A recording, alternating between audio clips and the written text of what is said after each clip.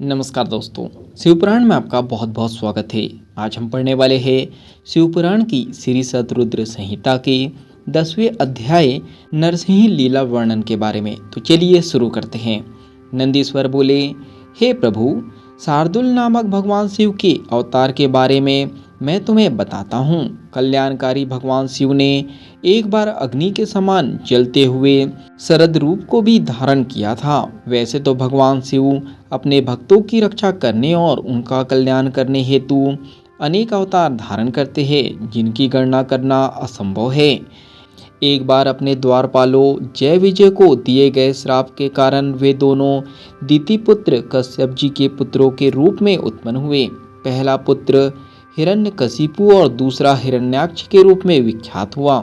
इन दोनों ने घोर तपस्या करके ब्रह्मा जी से वरदान प्राप्त कर लिया और पूरे संसार में उपद्रव करना आरंभ कर दिया।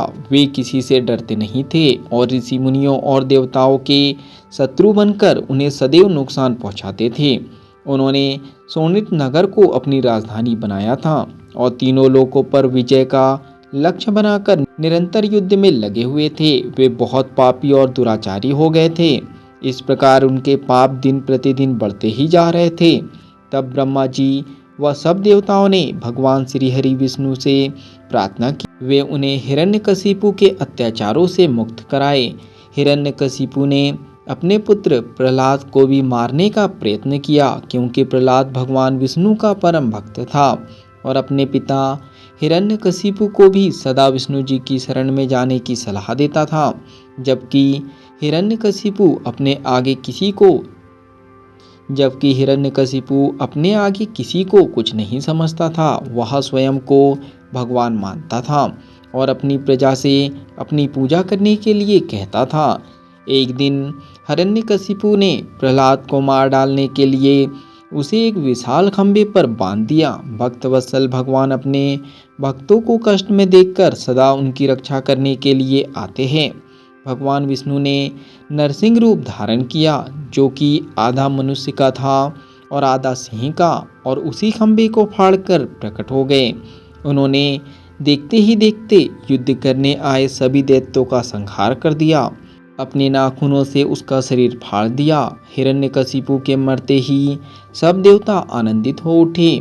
परंतु जब नरसिंह रूप धारण किए हुए भगवान विष्णु का क्रोध शांत नहीं हुआ तो सभी चिंतित हो गए। तब अपने आराध्य भगवान विष्णु का क्रोध शांत करने के लिए उनके भक्त प्रहलाद ने उनकी स्तुति की। प्रहलाद की स्तुति से प्रसन्न होकर विष्णु जी ने उन्हें गले से लगा लिया, परंतु फिर भी उनके क्रोध की ज्वाला शांत नहीं हुई। तब सब देवता भक्तवत्सल कल्याणकारी भगवान शिव की शरण में गए और उनसे विष्णु के क्रोध को शांत करने की प्रार्थना की।